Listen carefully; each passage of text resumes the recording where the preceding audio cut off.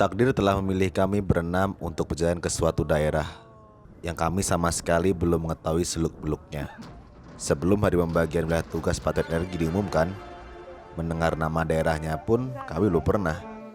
Nama daerah yang saya maksud ini adalah Membramo Raya, sebuah kabupaten yang terletak di provinsi paling timur Indonesia, Papua.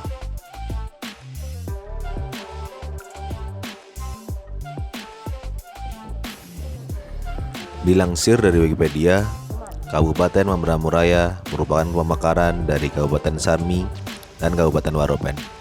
Berdasar pada Undang-Undang Nomor 19 Tahun 2007 yang disahkan pada tanggal 15 Maret 2007. Nama Mambe Ramo konon berasal dari bahasa Dani. Mambe yang berarti besar dan Ramo yang berarti air. Suku Dani, suku Baudi, dan beberapa suku terasing lainnya bermukim di lembah sungai ini yang kaya akan keanekaragaman hayatinya. Jika dilihat dari udara, Sungai Membramo mudah dikenal karena ukurannya yang besar, berwarna coklat, banyak mempunyai kelokan atau meander, serta danau tapal kuda atau sering disebut Oxbow Lake sebagai hasil perpindahan aliran air khas Sungai Purba. Kedalaman sungai bisa mencapai lebih dari 35 meter dan debit airnya mampu mencapai 5.500 meter kubik per detik.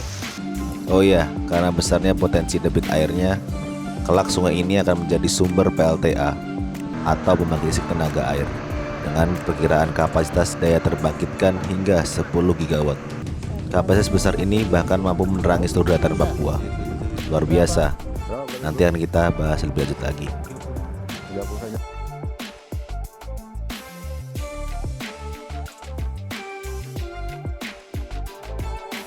Tidak banyak informasi yang bisa kita dapat jika kita mengetik kata Membramo Raya di mesin pencarian Google. Tapi jika kau mengetik dan memindahkan kolom pencariannya ke menu berita, maka kau mungkin dapat menyimpulkan sementara betapa semerawutnya kabupaten ini.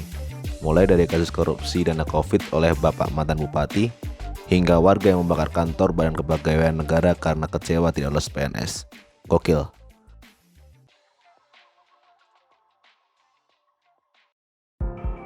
Setelah melewati hari-hari pelatihan, tibalah hari keberangkatan kami. Pagi-pagi berangkat dari Panaruban menuju Bandara Soekarno-Hatta di Cengkareng menggunakan truk tronton TNI. Baju rapi dan koper ala turis. Oh, tentu saja tidak, kawan. Baju lapangan selepas long march dini hari, mata panda kurang tidur, dan tas gede gaban. Hampir mirip gembel sih tepatnya. Tapi tak apa, yang penting ada niat baik yang kami bawa. Penerbangan dini hari kami akhirnya sampai di Bandara Sentani pada tanggal 4 November 2021.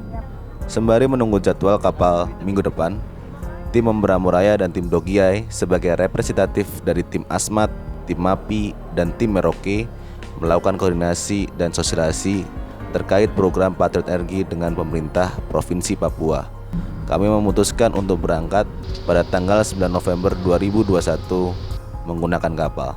Kapal itu bernama Cantika Lestari 77. Kapal swasta dari grup Libis ini berangkat dari Pelabuhan Jayapura dan untuk sampai di ibu kota Kabupaten Membramo Raya, Kasonaweja, Burmeso butuh waktu kurang lebih 35 hingga 40 jam dengan rute Jayapura, Teba, Bagusa, Trimuris, dan Kasonaweja. Bingung mau ngapain, gelap, gak ada gambaran. Sekilas melihat sekitar, ini di mana gitu kan. Jadi wow gitu loh. Ada sedikit ekspektasi, tapi yang bisa dikatakan ya mungkin tidak sesuai lah. Membramo, pokoknya kaget aja. Kaget aja ya. Kaget. Amazed karena landscape-nya ketika baru masuk itu landscape-nya tuh yang menyambut kita itu sangat indah. Wah, fix ini kayak masih tertinggal banget gitu. Karena serba kekurangan sebenarnya. Jadi kayak kaget banget sih. Istimewa Membramo tuh. Karena yang saya lihat selama ini cuman di Membramo saya temukan keadaan seperti itu. jadinya lebih ngerti kenapa bisa seperti itu, kenapa bisa sampai kesannya tidak ada pembangunan gitu. Tapi sebenarnya kalau Membramo ini sebenarnya udah ada kan sejak tahun 2007 ya. Jadi dalam waktu itu sebenarnya antara wajar gak wajar sih, tapi menurut saya lebih banyak gak wajarnya karena dengan rentang waktu itu seharusnya sudah lebih baik lah. Walaupun emang sebenarnya saya juga memaklumi kan beberapa faktor yang mungkin bikin tidak ada pembangunan, kesannya seperti itu. Ada senangnya, ada sedihnya, ada gokilnya gitu loh. Mungkin senangnya karena ini pertama kali gitu nyampe ke daerah yang belum pernah ditemui dan lebih khususnya Papua gitu loh. Dan belum pernah gue sampai di situ. Terus sedihnya mungkin ya mengingat ini kota, tapi pembangunannya yang memang mungkin kurang memadai gitu kan. Kondisi listrik ini sepertinya kan kita lebih banyak tinggalnya tuh baru di Kasonaweja ya atau Burmeso tuh daerah ibu kotanya gitu. Nah, kalau di ibu kotanya tuh listrik ada. Jadi kalau secara umum Membramo itu ada listrik tuh cuma ada di ibu kota, Kasonaweja dan Burmeso, dan yang lainnya itu selain ibu kota tuh belum ada listrik sama sekali ya. Jadi masyarakat masih menggunakan genset. Kalau di kampung-kampung, di distrik-distrik lain ibu kota tuh masih menggunakan genset, masih menggunakan pelita dan lain-lain. Terkecuali ada juga beberapa 3 kampung sih setahu saya itu ada PLTS-nya sih. Itu dari bantuan dari SDM provinsi waktu itu. Jadi emang kondisi listriknya masih sangat-sangat kurang, dan waktu di ibu kota pun sangat ketergantungan dengan BBM karena emang jenisnya juga PLTD kan. Dan itu pun listrikku juga belum diurus sama PLN, tapi masih diurus sama Pemda. Jadi emang sangat masih amburadul lah masalah listrik, karena yang dibilang katanya 12 jam di waktu malam dari jam 6 sore sampai 6 pagi, faktanya juga enggak semurni itu. Jadi dari mungkin jam 8 sampai jam 1 gitu nyala, dan itu kalau itu pun kalau nyala, lebih seringnya enggak nyala karena itu lagi BBM kan. Jadi pernah kita juga hampir 4 hari itu enggak ada listrik sama sekali, atau bahkan sempat 5 hari itu enggak ada listrik sama sekali gitu sih. Terkait kondisi masyarakatnya cukup beragam ya. Jadi di Membramo tuh gue bisa ngelihat beberapa suku, terus beberapa karakter.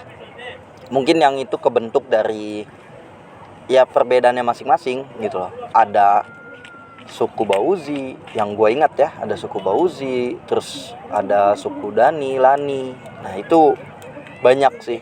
Dan memang Membramo ini karena kita kemarin di kota juga bertemu dengan beberapa masyarakat yang memang bukan aslinya dari Membramo gitu loh. Tapi mereka sudah lama dan menetap di Membramo itu sendiri. Sosial masyarakat di sana mereka toleran. Banyak pendatang, baik muslim atau non-muslim. Mereka baik yang Kristen atau Katolik, mereka aware. Terus siapapun kita di sana pasti kalau kita lewat disapa deh, selamat pagi, selamat siang, selamat malam. Terus ramah tamahnya itu dapet banget di situ. Ya, kondisi sosial di Membramo sejauh ini kalau saya lihat masyarakat lokal di sana sih sudah cukup terbuka. Maksudnya mereka juga bisa menerima orang-orang baru gitu, macam kita ini gitu ya, yang datang dari jauh mungkin ke sana. Selama kita tinggal di sana sih kita masih bisa diterima dengan baik sih. Jadi masih aman lah. Selama beberapa minggu saya koordinasi dengan pihak Pemda setempat. Selain koordinasi di Pemda setempat, saya ini berbaur dengan warga, seperti ikut memancing, menjaring ikan, terus pergi kebun. Kadang juga saya sering tuh ikut pencu BBM. Ya, dengan Bapak Mesa sepertinya. Pencu BBM, ikut-ikut cari-cari kapal BBM. Ya seperti itulah. Kegiatan kalau awalnya kan kita ada tugas survei untuk tugas dari program Patriot Energi ke desa-desa yang sudah ditentukan. Cuma karena memang satu dan lain hal kita belum bisa terlaksana. Akhirnya sudah kita coba lobby ke Pemda bagaimana caranya supaya kita bisa menjangkau ke kampung-kampung yang sudah ditugaskan. Dan kegiatannya ya paling kita di sana coba-coba olahraga, untuk menghabiskan waktu dan menunggu jawaban dari Pemda.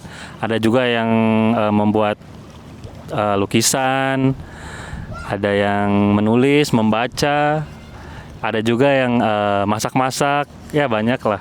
Karena tapi untuk tugas utamanya sih kita juga tetap usahakan, tapi memang masih belum bisa terlaksana. Jadi ya udah akhirnya kita coba membunuh waktu sambil menunggu jawaban dari Pemda. Complicated, banyak banget sih kendalanya. Mulai dari pemerintahannya lah, dana, akses, semuanya kendala di sana, banyak banget. Kendalanya nomor satu sebenarnya penyebab kita susah untuk turun ke kampung itu BBM nomor satu ya. Tadi yang sudah saya bilang, BBM itu susah masuk ke Membramo.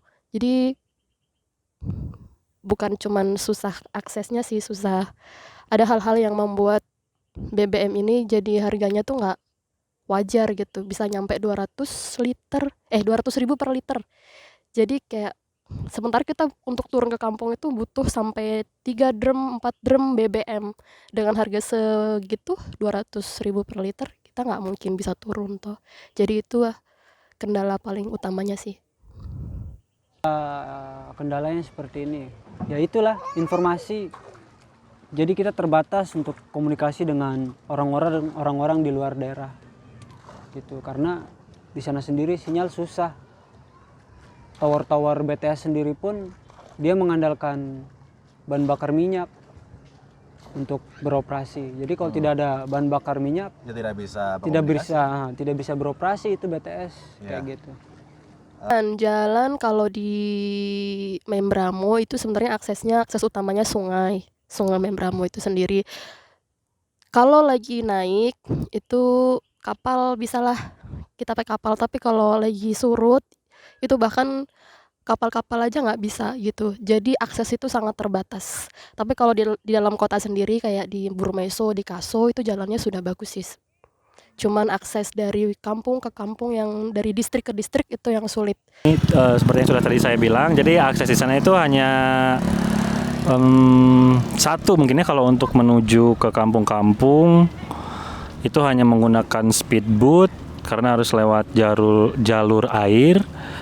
Tapi juga beberapa kampung sebenarnya bisa lewat jalur pesawat, cuma kan harganya mungkin terlampau mahal.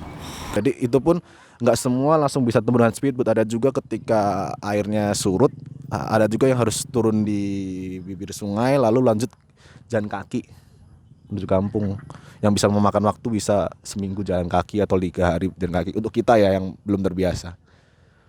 Hal menarik di Membramo. Satu kata tentang Membramo. Wonderful. Nature is love.